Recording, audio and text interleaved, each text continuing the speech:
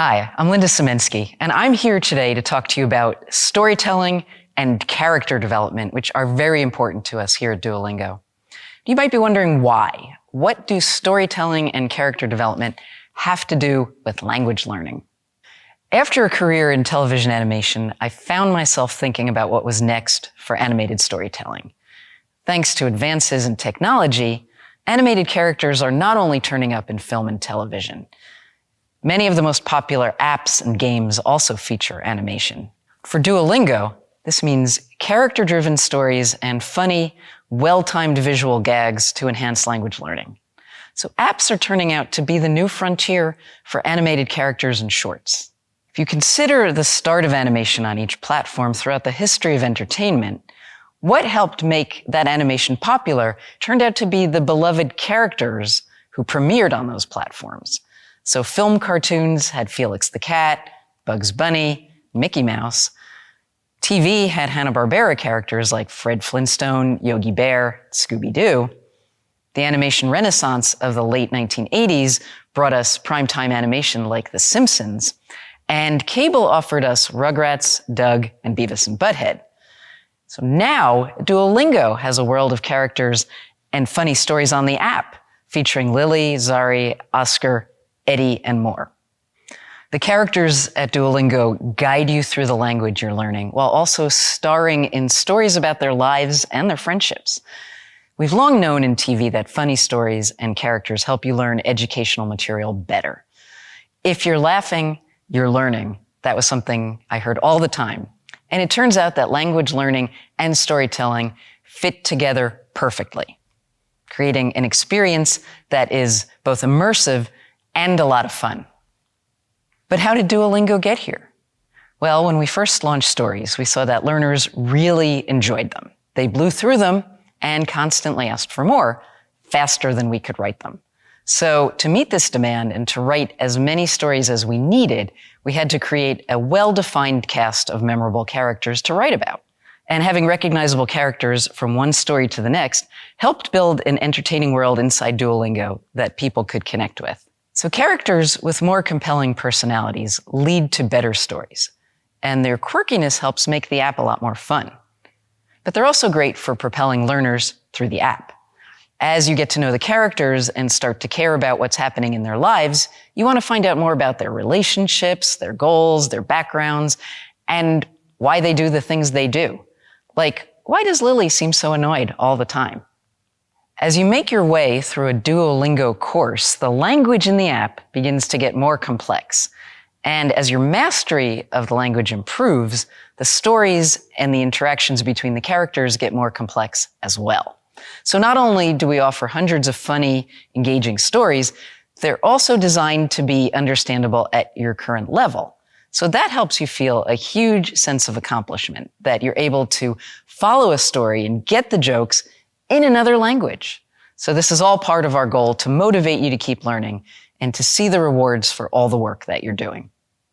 You may not even realize that as you dive deeper into the characters' lore and stories, you're tackling this tougher content and learning at a higher level. So as you advance, you'll start to see new and more complex formats, such as journal entries, personal letters, or even some reviews from our characters. These different kinds of texts allow you to know the innermost thoughts of our characters, not just what they say to each other, but for example, what Lily thinks about the local performance of Romeo and Juliet. Spoiler, it's not as good as Space Viking 2. We're also working on giving our characters long-term arcs that stretch across these language levels. So we hope it'll feel like you're watching a sitcom unfold as you progress through a course. So you might see Lily and Zari sort of band, think about college. Perhaps Eddie finds himself in a real relationship that lasts longer than one date, or maybe Oscar's art will even finally be appreciated. And we try to have all of this feature irreverent humor, relatable situations, and character archetypes that are recognizable to people everywhere. We look for stories about universal themes and relationships that exist across cultures. So we can take on the comical ways parents and their children relate through stories about Eddie and Junior, Lynn and Lucy allow us to look at intergenerational relationships and how grandparents always want the best for their slightly unmotivated grandchildren. And we go deep into the relationship of best friends Lily and Zari as they get through high school, attend parties and dances, perhaps even start a ghost hunting business. So how do we do all this? We work with a team of writers, many of whom write for other media like television. And we approach storytelling using best practices from television series development, an area I know well. We've developed what in animated TV is called a character Bible, describing the personalities of each of the characters. We make sure each character has a full set of traits, personal interests, and a unique outlook on life, as well as some real flaws. And we make sure each of the characters has clearly defined goals and motivations, and we give each one challenges that they need to overcome, some sort of roadblock that keeps them from easily achieving whatever it is that they're trying to accomplish. We want our characters to be authentic, believable, and recognizable, like Lily, our introverted and unenthused teen. Now, you might know someone like that. She seems not to care about anything, but she secretly cares a lot. In fact, she cares so much that she's worried that people might make fun of her. So she tries to seem like she doesn't care at all. But one thing she cares deeply about is what her best friend Zari thinks.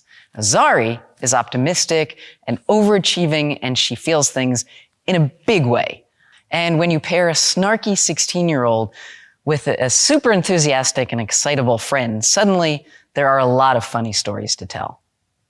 So we've noticed Duolingo fans getting excited about our characters' lore and piecing together their backstories.